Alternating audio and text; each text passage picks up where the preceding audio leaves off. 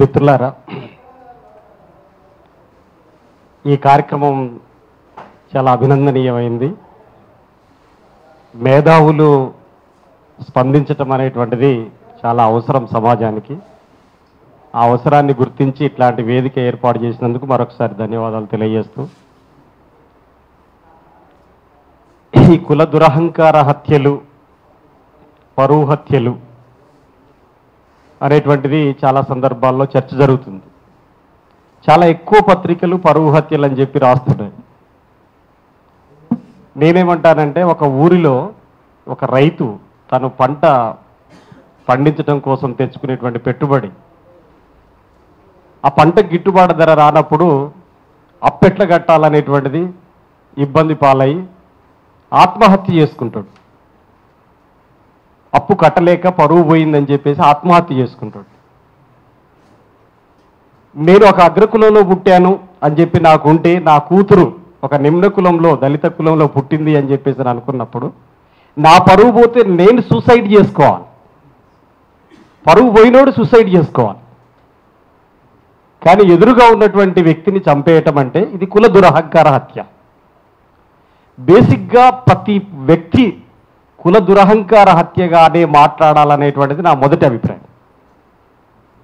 పరువు హత్యలు కాదు, కుల దురహంకార హత్యలు అనేది నేను చెప్పదలిసింది. రెండో విషయం ఏమిటంటే, దీని వెనకాల ఒకే అంశం లేదు. కేవలం కులం కారణంగానే హత్య జరుగుతుంది అనేటువంటి అది ప్రధాన కారణమైనా దాని వెనకాల అనేక కారణాలు కూడా ఉన్నాయి అనేటువంటిది మనం అర్థం చేసుకోవాలి. మీకు చాలా పెళ్ళిళ్ళు కూడా జరిగినాయి. ఆ పెళ్ళిళ్ళు జరిగినప్పుడు ఏం లేదు, అల్లు అర్జున్ పెళ్లి జరిగింది, రామ్ చరణ్ పెళ్లి జరిగింది. ఇందులో కుల దురహంకారం కానీ కుల హత్యలు కానీ ఏం కనపడలేదు. అవి జరగాలని నేనేం కోరుకోవట్లేదు, కానీ అవేం కనపడదు అందులో. దాని వెనకాల ఉండేటువంటి సామాజిక అంశము సమఉజ్జీల మధ్యలో జరుగుతున్నటువంటి పెళ్లిలాగుంది అది. కానీ తెలంగాణ రాష్ట్రంలో ఎస్పెషల్లీ 2014లో కేంద్రంలో బీజేపీ, రాష్ట్రంలో అప్పుడు టీఆర్ఎస్ అధికారంలోకి వచ్చింది. ఈ 2014లో మొట్టమొదటిసారిగా మంతని మధుకర్ హత్య జరిగింది. మంతని మధుకర్ హత్య కానించి ఇప్పటి వరకు మన దాంట్లో భిన్నమైన అభిప్రాయాలు 140 మేము గమనించినంత వరకు 132 కుల దురహంకార హత్యలు జరిగినాయి తెలంగాణ రాష్ట్రంలో. ఈ కుల దురహంకార హత్యల్లో హంతకుల తరపున ఏ రాజకీయ పార్టీ నిలబడుతున్నది, బాధితుల తరపున ఎవరు నిలబడుతున్నారనేటువంటిది స్పష్టమైన అంచనాతో మనం ఉండాలి, లేకపోతే ఇబ్బంది అవుతుంది. ఈ మొత్తం 132 కుల దురహంకార హత్యల్లో ఒక నాగరాజు హత్య వెనుకనే బీజేపీ ఉంది. పైగా హత్య చేసినటువంటి వాళ్ళు హంతకులకు మద్దతుగా వాళ్ళు నిలబడ్డారు.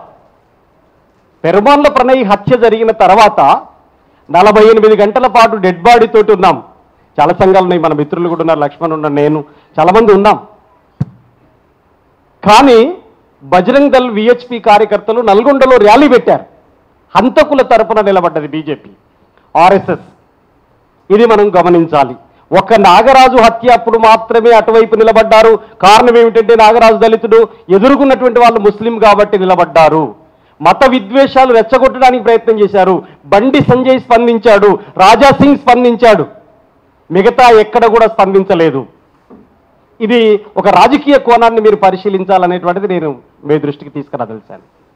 తర్వాత దళితుల్లో కూడా చాలా వివక్షపూరితమైనటువంటి అంశాలు కనిపిస్తున్నాయి. మీరు వాటన్నిటినీ పరిశీలిస్తే ఇదొక అంశంలాగా. ఇటీవలి కాలంలో ఒడిశాలో మీరు గుర్తించండి, ఒక ఇద్దరు ప్రేమ పెళ్లి చేసుకున్నందుకు వాళ్ళిద్దరిని కాడెద్దుల్లాగా కట్టి దున్నిచ్చారు. జీవితంలో ప్రేమ పెళ్లి చేసుకోవడానికి వీల్లేదు అని చెప్పేసి నాగలికి కాడెద్దుల్ని కడతారు కదా, అటు ఇటు కట్టి పొలం దున్నిచ్చారు. ఎక్కడున్నాం మనం? భారతదేశం చంద్రయాన్ని ప్రయోగించింది. ఈ పరిస్థితులలో ఎంత దుర్మార్గమైనటువంటి స్థితి నెలకొని ఉంది, మీరు ఆలోచించమని చెప్పి నేను కోరుతున్నాను. కుల దురహంకార హత్యల యొక్క తీరుతెన్నులు చాలా దారుణంగా ఉంటున్నాయి. ప్రణయ్ని ₹1 కోటి సుఫారీ ఇచ్చి చంపాడు, కానీ ఆత్మహత్య చేసుకున్నాడు మారుతిరావు. ఆ కోర్టు జడ్జిమెంట్ వచ్చిన రోజు నేను నల్గొండ కోర్టులో ఉన్నాను. మొత్తం మా క్యాడర్తో కలిసి వెళ్ళాం, అందరం అక్కడికి వెళ్ళాం. వాళ్ళ కూతురు, వాళ్ళ బాబాయ్ కూతురు అరుస్తుంది, చాలా సీరియస్గా అరుస్తుంది, మా మీద మట్టి పోసింది, దుమ్మెత్తి పోసింది, వీళ్ళే దుర్మార్గులు, వీళ్ళు చేయబట్టే మా బాబాయ్ మా నాన్నకి శిక్ష పడ్డదని చెప్పి మట్టి కూడా పోసింది. నేను ఇంతకుముందు కొంచెం నర్వస్ అయ్యాను, కానీ కావాల్సినటువంటి అవసరం లేదనిపించింది. ఎందుకంటే మనం దేనికి డెడికేట్ అయి ఉన్నాం అనేటువంటిది ఇంపార్టెంట్ తప్ప వేరే కాదు. కొంతమంది మిత్రులు మాట్లాడారు, 282 కులాంతర వివాహాల్ని కేవీపీఎస్ వేదిక ద్వారా నేను చేశానని చెప్పి గర్వంగా మీ ముందు చెప్తున్నాను. కుల దురహంకార హత్యలు జరిగిన 3 కేసుల్లో నేనున్నాను. ఇప్పటికి 2 కేసులు ఎగిరిపోయినా, ఇంకో కేసులు ఇప్పటికీ కంటిన్యూ అవుతున్నా. మేధావులుగా ఈరోజు మీటింగ్ పెట్టి చేయడాన్ని నేను అభినందిస్తున్నాను. కానీ ఫీల్డ్లో ప్రత్యక్షంగా ఉంటున్నటువంటి వాళ్ళని గౌరవించమని చెప్పేసి నేను కోరుతున్నాను. గౌరవించకపోయినా పర్లేదు, కానీ కనీసం అభినందించమని చెప్పేసి నేను అడుగుతున్నాను. మిత్రులు ఎవరు వచ్చారు, ఎవరు రాలేదని, ఒకే అంశం మీద మాట్లాడుతున్న వాళ్ళు అనేక మంది ఉండొచ్చు, కొన్ని సంఘాలు ఉండొచ్చు, అనేక అంశాల మీద ఉంటున్నటువంటి వాళ్ళు కూడా ఉంటారు అనేటువంటిది గుర్తించాలని నేను చెప్పదలిసింది. దళితుల్లో వస్తున్నటువంటి పరిణామాలను కూడా మీరు పరిశీలించండి. మనం ఇక్కడ హాల్ మీటింగ్లకు పరిమితం అవుతున్నాం, కానీ మిగతా వాటి చోట్ల ఎక్కడ పరిమితం ఎక్కడికి పోలేకపోతున్నాం కదా. ఆర్ఎస్ఎస్ సామాజిక సమరసతా వేదిక అనే పేరు మీద దళితుల్లోకి చాలా సీరియస్గా వెళ్ళింది. విశ్వ హిందూ పరిషత్ను దళిత హిందూ పరిషత్గా మార్చేసిరు. ఒక జిల్లాలో, ఒక ఊరిలో నేను చెప్తాను. నేను ఇటీవలి కాలంలో ఒక పెళ్లి చేశాను ఇక్కడ, ఇదే వేదిక మీదకి, ఇక్కడ దొడ్డి కొమరే హాల్లో. రజకుల అమ్మాయి, ఎస్సీల అబ్బాయి పెళ్లి చేసుకున్నందుకు సూర్యాపేటలో సూసైడ్ చేసుకుంది రజకుల తల్లి. ఒక సామాజిక కోణాన్ని, ఒక ఆర్థిక కోణాన్ని, ఒక సాంస్కృతిక కోణాన్ని వీటి వెనకాల వెతకకుండా ఒకే అంశానికి పరిమితం అయితే మొత్తంలో ఒక భాగాన్ని మాత్రమే చూసినట్టు అవుతుంది అనేటువంటిది నేను చెప్పదలిచాను. అత్యంత పేదవాళ్ళు రజకులు. మీకు సామెత కూడా ఉంది, నేను కూటికి తక్కువైనా కులానికి తక్కువ కాదు అనేటువంటి సామెత ఉంటుంది. నేను కూటికి తక్కువ అయితే కావచ్చు, కులానికి తక్కువ కాదు. నువ్వు మాదిగా అంటే నువ్వు తక్కువ, నేను చాకలంటే ఎక్కువ అనేటువంటి ఫీలింగ్లో ఆమె ఆత్మహత్య చేసుకోవడానికి ప్రయత్నం చేసింది. ఆఫ్టర్ ఆల్ మాదిగోడితో పెళ్లి చేసుకుంటావా నువ్వు అని చెప్పేటువంటి పద్ధతులలో చేసుకోవటం అనేటువంటిది జరిగింది. నేను చెప్పదలుచుకున్నటువంటి అంశం ఒక్కటే, ఓవరాల్గా ఈ రాష్ట్రంలో రాజకీయ పార్టీల యొక్క వైఖరి దీని మీద ఏమిటి అని చెప్పేసి మీరు చర్చన, రాజకీయాలే మొత్తాన్ని శాసిస్తాయి. సంఘాలు ఉపన్యాసాలు చాలామంది చేస్తుంటాం, నేను ఇంకో గంటన్నర మాట్లాడతాను ఇదే అంశం మీద, కానీ అట్లా దీనివల్ల లాభం లేదు. కానీ మిత్రులకు నేను చెప్పదలుచుకున్నది ఏంటంటే, రాజకీయ పక్షాలు నీ వైఖరి ఏంటని చెప్పండి అని. మన మిత్రుడు వహీద్ గారు అందరం కలిసి, ఊసా గారు ఉండేది, రత్నం సార్ ఎవరో గుర్తు చేశారు, మేము కులాంతర వివాహితులకు రక్షణ చట్టం కావాలని చెప్పేసి వెళ్ళాం. మీ ఎన్నికలు జరుగుతున్నాయి 2018లో, మీ మేనిఫెస్టోలో పెట్టండి అని చెప్పేసి వెళ్తే కాంగ్రెస్ తరపున ఉన్నటువంటి ఇప్పుడు దామోదర్ రాజనరసింహ గారు, అప్పుడు ఆ మేనిఫెస్టో కమిటీ చైర్మన్, కేశవరావు గారు టీఆర్ఎస్ మేనిఫెస్టో కమిటీ చైర్మన్, మేము అన్ని పార్టీల దగ్గర, బీజేపీ ఎట్లాగూ పెట్టదు, ఇవి జరగాలని కోరుకుంటుంది. ఊర్లో కుల విద్వేషాలు రెచ్చగొడుతుంది, దేశంలో మత విద్వేషాలు రెచ్చగొడుతుంది, సరిహద్దు వివేదేశాలు మిగతా దేశంతో రెచ్చగొడుతుంది. రెచ్చగొట్టడం, చిచ్చు పెట్టడం, ఓట్లు దండుకోవటం అనేటువంటిది బీజేపీ పాలసీ. దాని జోలికి కులాంతర వివాహాన్ని ప్రోత్సహిస్తుందని చెప్పి ఎలా అనుకుంటాం, అనుకోలేం. కానీ మిగతా పార్టీల దగ్గర పోతే వాళ్ళందరూ ఏమిటి, వాళ్ళందరికీ రిప్రజెంటేషన్ చేశాం కదా మేము. దాని నమూనా ఎలా ఉండాలో కూడా మీకు కూడా ఇస్తాం, మన మేధావులకు కూడా ఇస్తాం. నమూనా తయారు చేశాం, కులాంతర వివాహితుల రక్షణ చట్టం ఎలా ఉండాలో దాని నమూనా తయారు చేశాం. అది కూడా మీ అందరికీ ఇస్తాం కొద్ది రోజుల్లో. కానీ నేను చెప్పదలుచుకుంది ఏంటంటే, ఇద్దరు ఇచ్చారు. ఆ రోజు తెలంగాణ జనసమితి పేరు మీద కోదండరామ్ గారు వాళ్ళ మేనిఫెస్టోలో చేర్చారు. ఆ రోజు సిపిఎం బిఎల్ఎఫ్ అనేది నిర్మించింది, దాంట్లో వాళ్ళు మాత్రమే చేర్చారు. ఇక మిగతా ఎవ్వరు చేర్చలేదు, కాంగ్రెస్ కానీ టీఆర్ఎస్ కానీ ఎవరు చేర్చలేదు. అందుకని వాళ్ళ ఎన్నికల మేనిఫెస్టోలో ఉండట్లేదు, వాళ్ళ రాజకీయ పార్టీల వైఖరి ఏంటో తేలట్లేదు. సంఘాలుగా ధర్నా చేస్తున్నాం, పోతున్నాం, అన్నిట్లలో ఉంది. మీరు మల్లేష్ గురించి చెప్పారు, నాకు మిగతా ఘటనలు చూసినప్పుడు మల్లేష్ దాంట్లో కొంత సానుకూలత ఉందని అనిపించింది. ఎందుకంటే ఎక్కడికి ఎవడు మంత్రి రాలే ఇప్పటి వరకు. సరే ఏం చేశాడు అనేది వాటిని పక్కన పెట్టండి, ఓ సోషల్ వెల్ఫేర్ మినిస్టర్ అక్కడికి వచ్చిండు. ఒత్తిడి చాలా సీరియస్గా, అది పోరాటాల ఫలితమే. మంత్రులకు ఏదో దయాదాక్షిణ్యాల వల్ల వచ్చారని చెప్పి నేను అనుకోను. అక్కడ వచ్చినటువంటి ఒత్తిడి చాలా సీరియస్గా ఉంది. అన్ని సంఘాలు, ప్రజా సంఘాలు, సామాజిక సంఘాలు అందరూ ఒత్తిడి చేశారు. దాని ఫలితంగా ఓ మినిస్టర్ రావటం, ఎస్సీ ఎస్టీ కమిషన్ చైర్మన్ రావటం, కలెక్టర్ వచ్చాడు వాళ్ళ ఇంటికి. ఇది ఇప్పటి వరకు మిగతా ఘటనలో ఎక్కడ జరగలేదు ఇట్లాంటిది. ఈ పరిణామం జరిగింది. ఇదంతా జరిగినందుకు ఏమంటే మల్లేష్కి ఏమన్నా వాళ్ళ కుటుంబానికి మేలు జరిగిందా అని చెప్పేసినట్టు నేనేం దాన్ని అంగీకరించాను. కానీ ఇట్లాంటి ఒక పాత్ర, ఒక ప్రజా ఉద్యమాల ఒత్తిడి, సామాజిక ఉద్యమాల ఒత్తిడి వల్ల అది సాధ్యమైంది అనేటువంటిది నేను చెప్పదలిచాను.